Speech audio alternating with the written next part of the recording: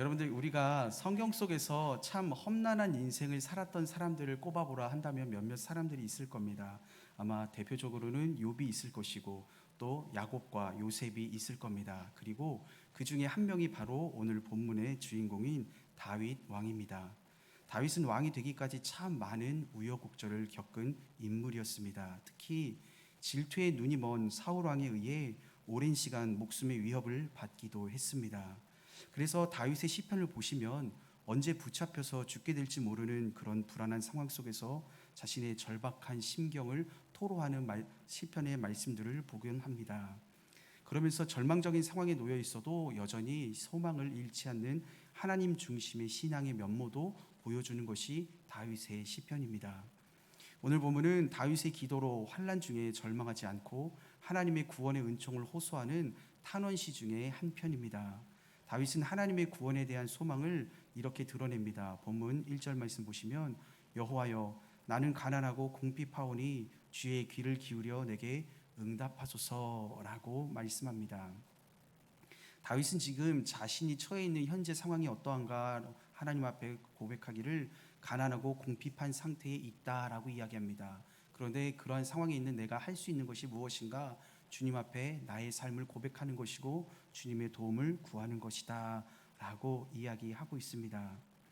다윗은 환경과 여건이 어려운 중에 있는 것은 틀림이 없어 보입니다. 그러나 그런 상황 중에서도 결코 그는 절망하지 않았습니다. 하나님 앞에 고백하며 하나님으로부터 오는 구원을 소망하고 있음을 보여줍니다. 사실 여러분, 우리가 세상을 살다 보면 궁핍함과 또 가난은 어느 누구에게나 따라다니는 문제일 것입니다.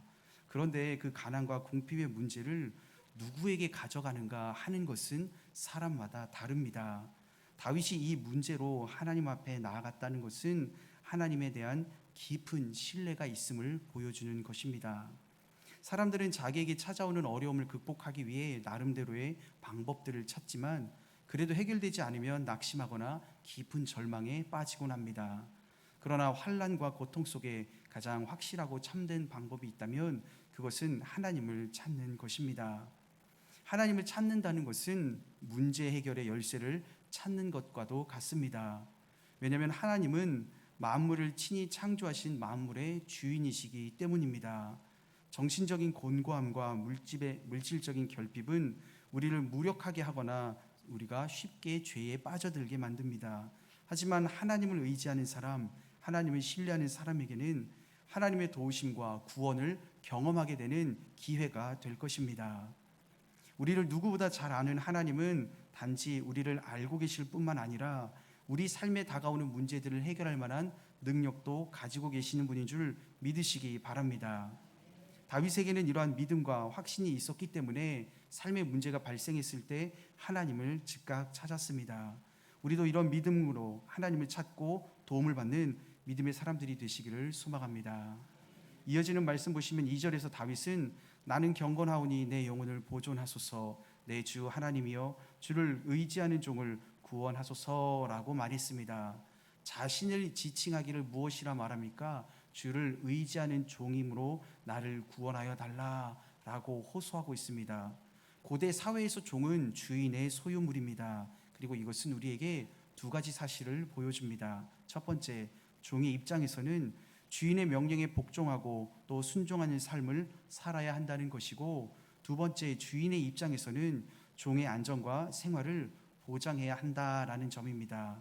그러므로 본문 2절에서 다윗의 이 고백은 하나님의 뜻에 따라 살아가는 자신의 삶에 대한 고백일 뿐만 아니라 주인이신 하나님께서 반드시 나를 돌봐주시고 구원하여 주실 것이다 라는 확신을 포함하고 있는 말씀입니다. 다윗은 지금 단지 현실의 문제에 해결만을 바라고 하나님을 찾는 것이 아닙니다. 그 문제를 해결해 주시는 분을 바라보고 있습니다.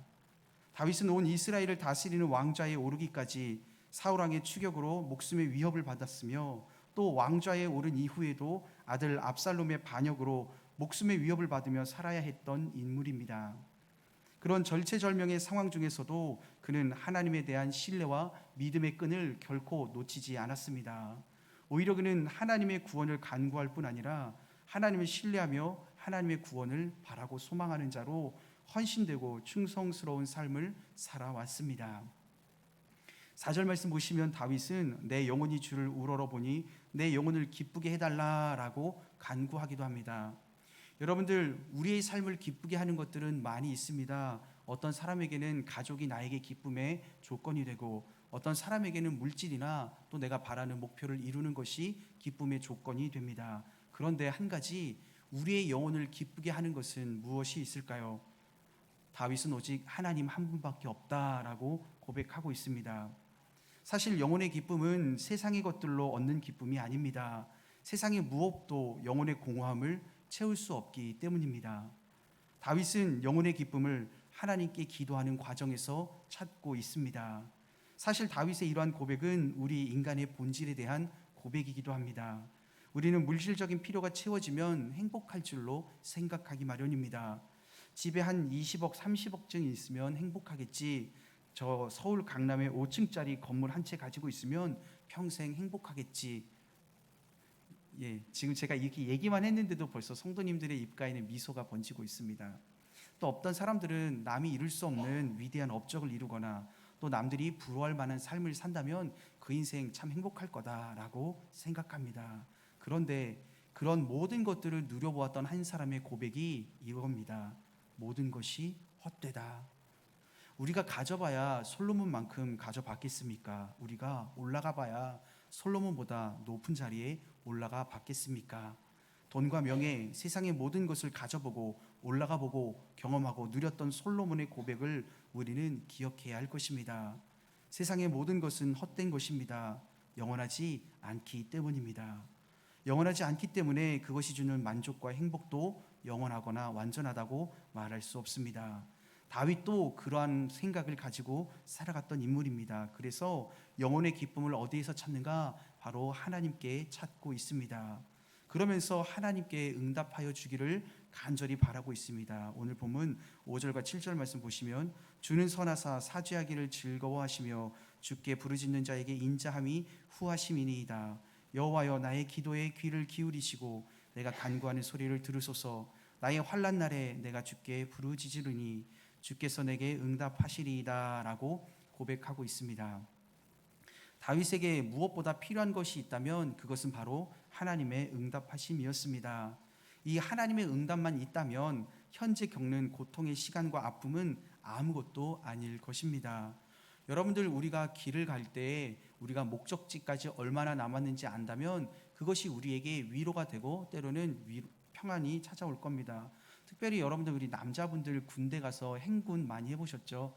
행군할 때 힘든 게 뭡니까? 얼마나 남았는지 알지 못할 때 그 답답한 마음과 불안한 마음이 우리를 몸과 마음을 힘들게 만들지 않습니까? 맞습니다. 하나님의 응답이 반드시 있다면 내가 너를 지킬 것이다, 너를 도울 것이다 라는 그 응답이 있다면 지금 겪는 고통은 견딜 만한 고통으로 바뀐다는 겁니다. 하나님의 분명한 뜻을 알게 된다면 그것만큼 든든한 것이 어디 있겠습니까? 본문 11절 말씀을 보시면 그래서 다윗은 주의 도를 가르쳐 달라라고 한 후에 그렇게 된다면 나는 그 진리 안에서 걸어가겠다라고 고백하고 있습니다. 주님의 도를 발견하고 아는 것은 우리가 걸어가야 할 길을 아는 것과도 같습니다. 여행을 갈 때 길을 모르면 많은 고생을 하게 됩니다. 시간은 시간대로 허비하고 몸은 몸대로 힘들고 지칩니다. 부끄러운 얘기지만 제가 저희 아내를 처음 만나서 만나기로 한 날이었습니다. 제가 제 아내 집 앞에 가서 기다리고 있었고 제 아내가 나와서 저한테 연락했습니다. 전도사님 어디 계세요? 저 집 앞에 있는데요. 저 지금 나왔는데요. 무슨 일이 발생한 걸까요? 알고 봤더니 제가 다른 엄한 집에 가서 기다리고 있었습니다. 여러분들, 이렇게 길이 엇갈리면 참으로 서로가 힘들어집니다. 그런데다가 우리가 걸어가고 있는 그 길이 목적지까지 가는 길이 맞는지 우리가 모른다면 그 마음이 얼마나 불안하겠습니까? 하나님의 뜻을 모르고 살아가는 우리의 인생의 여정이 이렇습니다. 힘은 힘대로 들고 불안함에 평안을 모르고 살아가게 됩니다. 사람들이 경험과 이론을 앞세워 나름대로 지혜가 있다라고 자랑은 하지만 그들이 소유한 지혜와 지식은 하나님의 도를 이해할 수 없습니다. 인간은 하나님의 가르침이 없다면 하나님의 뜻을 알 수 없을 만큼 어리석은 존재이기 때문입니다.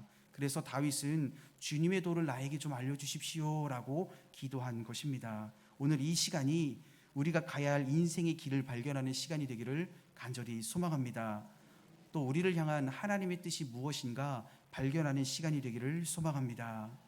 다윗은 비록 자신이 고난 중에 있지만 하나님의 도움을 받고 구원을 받을 것이라고 확신하고 있는데 바로 그 이유는 하나님의 속성에 근거하고 있습니다. 오늘 본문 말씀 12절과 13절 말씀에서 다윗은 이렇게 고백합니다. 주 나의 하나님이여 내가 전심으로 주를 찬송하고 영원토록 주의 이름에 영광을 돌리오리니 이는 내게 향하신 주의 인자하심이 크사 내 영혼을 깊은 스올에서 건지셨음이니이다. 먼저 다윗은 하나님을 찬양하겠다라고 이야기하고 있으며 또 그의 이름에 영광을 돌리겠다라고 다짐합니다. 그런데 여러분들 이 시점이 언제인 것 같습니까? 다윗을 괴롭히던 모든 문제들이 다 해결되고 나서 다윗이 이런 고백을 하고 있는 것처럼 보이지 않습니까? 그런데 사실 다윗이 이 고백을 할 때 그의 삶에 있는 문제는 여전히 해결되고 있지 않은 상태입니다. 여러분들 이상하지 않습니까? 어려운 문제들을 다 해치고 나서야 아유 고생했다고 수고했다고 또 도와줘서 감사하다고 말할 텐데 여전히 내 삶의 문제가 해결되지 않고 나를 괴롭히고 있습니다. 그런데 그런 상황에서 마치 모든 문제가 해결된 것처럼 받아들일 수 있는 이유 어디에 있을까요? 바로 그 구원의 문제가 실현됐기 때문에 나오는 찬양이 아니라 하나님께서 나를 도와주실 것이라는 믿음과 확신이 있기에 하나님께 찬양하고 영광을 돌릴 수 있는 것입니다. 우리가 하나님 앞에 나와 기도할 때 그렇습니다. 하나님 이 문제 좀 해결해 주시면 제가 하나님 더 뜨겁게 섬기겠습니다. 하나님께 더 감사하겠습니다. 주님의 뜻대로 살겠습니다. 그런데 그렇게 기도할 때마다 우리의 마음속에 울리는 울림은 이것입니다. 그것이 이루어지기 전에 먼저 네가 내 앞에 온전하여지거라. 내 말에 적극적으로 순종하며 따르거라. 우리와 하나님의 우선순위는 서로 다른 것을 보게 됩니다. 다윗은 그래서 자신의 뜻에 맞추지 않고 하나님의 뜻에 적극적으로 맞추고 있습니다. 하나님께서 나에게 베풀어 주신 특별하고 풍성한 자비하심과 그 구원의 은총이 임할 것을 믿는 믿음으로 먼저 하나님께 기쁨으로 찬양을 돌리고 있습니다. 세상에서 사람들은 여러 신을 섬기고 또 자신의 취향에 따라 선택하곤 합니다. 그러면서 하나님도 수많은 신들 가운데 하나다라고 생각하긴 하지만 성경은 분명히 하나님은 오직 한 분뿐이시다라고 이야기하고 있습니다. 다윗은 지금 그러한 믿음을 가지고 다른 것에 시선을 두지 않고 다른 것에 집중하지 않고 오직 하나님께만 집중하고 있는 모습을 보여줍니다. 15절로 넘어가 보시면 다윗은 다시 한번 하나님의 속성을 들으면서 하나님께 구원을 호소하고 있습니다. 15절 말씀 화면에 나오는 말씀을 우리 같이 한번 읽어보도록 하겠습니다. 시작.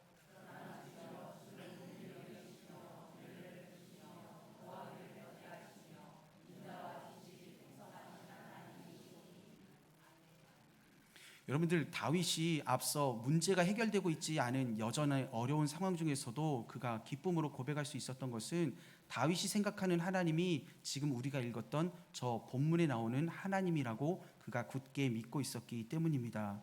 누가 우리를 도와줄 만한 사람을 주변에 찾을 때 내가 실수하더라도 너그럽게 이해해 줄 수 있는 사람, 또 내가 잘못하더라도 그것을 눈감아 줄 수 있는 사람, 나에게 화를 내거나 짜증을 내는 대신 나에게 괜찮냐고 할 수 있다고 위로해 주는 사람이라고 내가 생각한다면 그 사람에게 나의 문제를 우리는 쉽게 맡길 수 있을 것입니다. 근데 우리가 사람들에게 왜 이런 문제를 못 맡길까요? 바로 저것과 정반대라고 생각하기 때문입니다. 나에게 이런 문제를 도와달라고 요청할 때 외면하지는 않을까? 또 내가 도와달라고 도움을 요청할 때 오히려 화를 내지는 않을까? 나의 작은 실수 하나마저도 드러내고 사람들 앞에 창피와 모욕을 주면 어떡할까? 우리 마음속에 하나님에 향한 마음이 그러하다면 우리는 하나님 앞에 나아갈 수 없을 겁니다.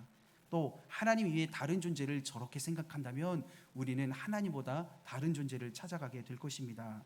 그런데 다윗의 저 고백은 본문에만 나오는 말씀이 아닙니다. 성경 여러 곳에서 나오는 말씀입니다. 출애굽기 34장 말씀 보시면 34장 6절에서 자비롭고 은혜롭고 노하기를 더디하고 인자와 진실이 많은 하나님이라고 소개합니다. 또 민수기 14장으로 넘어가 보시면 여호와는 노하기를 더디하시고 인자가 많아 죄악과 허물을 사하시는 분이라고 소개합니다. 느헤미야 9장에서도 말하기를 은혜로우시며 긍휼히 여기시며 더디 노하시며 인자가 풍부하심으로 그들을 버리지 아니하셨나이다라고 이야기하고 있습니다. 그러니까 지금 저 고백은 다윗 개인의 고백이 아니라 저것은 하나님이 가지고 계신 고유한 성품이자 속성이라고 볼 수 있다는 것입니다. 여러분, 우리가 생각하는 하나님은 어떠한 하나님이십니까? 하나님이 자비로우신 분이십니까? 은혜로우신 분이십니까? 노하기를 더디하시는 분이십니까? 인자와 진실이 많으신 분이라고 믿으십니까? 그렇다면 여러분들, 우리는 삶의 문제들 온전히 주님께 맡기기를 주저하지 말아야 합니다. 다윗과 마찬가지로 주저하지 않고 맡길 때 하나님께서는 그것을 책임져 주십니다. 긍휼히 여기신다라는 것은 하나님의 자비로우심을 나타내는 데 사용되는 표현입니다. 또 노하기를 더디하신다는 말은 범죄하기 쉬운 나약한 우리를 향해 오래 참으신다는 것을 보여주는 표현입니다. 이 본문의 모든 표현들은 하나님의 속성을 보여주는 표현입니다. 다윗은 그러한 하나님의 속성을 근거로 하여 자기에게 은혜를 베풀어 달라, 그리고 은총의 표적을 내려달라라고 이야기하고 있습니다. 17절 말씀에서 지금까지는 하나님의 행하실 일들을 잘 믿는 사람처럼 보였는데 17절 말씀에서 은총의 표적을 보여달라라고 하는 것은 지금 다윗이 하나님의 행하실 일들에 대해 작게나마 의심하고 있는 것은 아닌가, 그래서 증거를 요구하고 있는 것은 아닌가라고 보여질 수 있으나 그러한 것은 아닙니다. 사실 저 은총의 표적을 요구하는 이유는 자신 때문이 아니라 나를 미워하는 원수들을 위해서입니다. 이어지는 말씀 보시면 나를 미워하는 그들이 보고 부끄러워할 것이고 여호와여 주는 나를 돕고 위로하시는 분이십니다 라는 표현을 합니다. 그러니까 눈에 보이는 이런 가시적인 표적을 구하는 이유는 내가 아니라 나를 통하여 살아계신 하나님을 바라보게 될 그 사람들을 위해 그 표적을 구하고 있는 것입니다.